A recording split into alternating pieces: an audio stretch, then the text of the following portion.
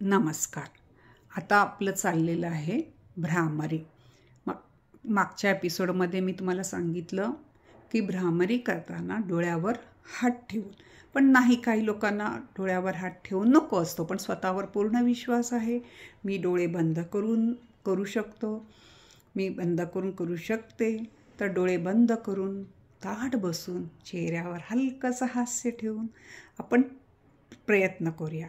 आता आज तुम्ही माझ्याबरोबर पण प्रयत्न करू शकता. तुम्हाला जर जमत नसेल तर डोळ्यावर हात ठेवून करा, आणि तुम्हाला जमत असेल तर हात न ठेवता करा.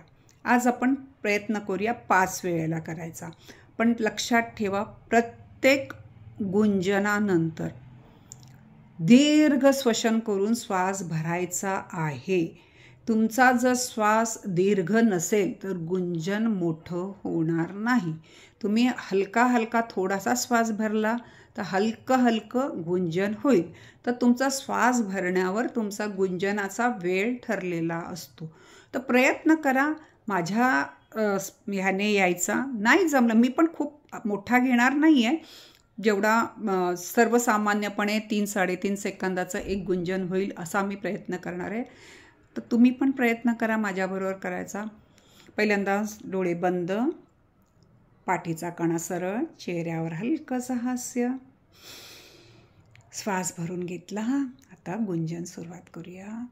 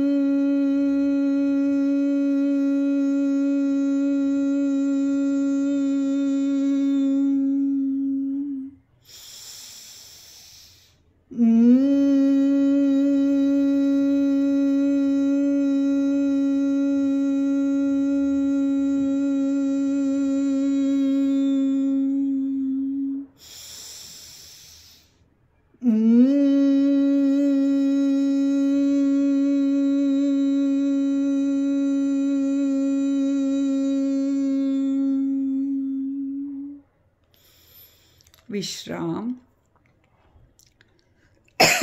ह्या पद्धतीने तुम्हाला जितका वेळ करता येतो, 5, 10, 21, किती वेळेला करता येतो तितक्या वेळेला ओंकार करा.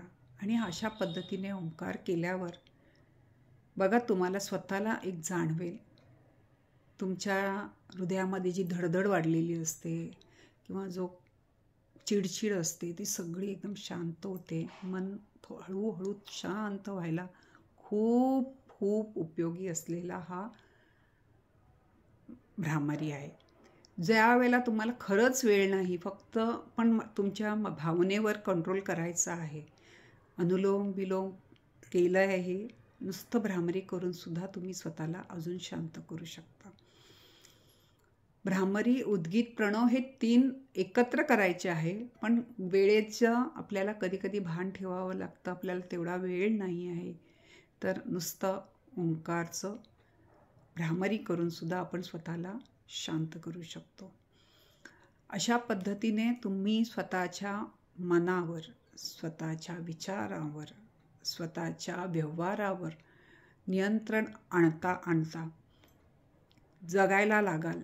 त्यावेळेला तुमच्या शरीरामध्ये खूप खूप सकारात्मक बदल होत जातात. कारण तुमच्या विचारांचा, चांगल्या गुणांचा तुमच्यावर प्रभाव पडत जातो. तुमच्यातली चिडचिड, तुमच्यातला राग, तुमच्यातलं आळस हळूहळू कमी होत जातो. आणि हे कोणी केलेलं असतं? तुम्ही दिलेल्या आदेशाचं तुमच्या पेशी ऐकून घेतल्यामुळे आतूनच तुम्हाला ती एक सकारात्मक शक्ती निर्माण होते. मारून, मुटकून, रागावून होत नाही. आणि तुम्ही स्वतःला कमी लेखण्यानेही होत नाही. मला कळायला लागलं आहे की आता माझ्यामध्ये राग जास्त आहे, तर मला तो घालवायचा आहे आणि तो मी घालवणार हा विश्वास निर्माण केला की हळूहळू त्या दृष्टीने तुम्ही प्रयत्न कराल. तुम्ही माझं ऐकता याबद्दल मी तुमची खूप आभारी आहे.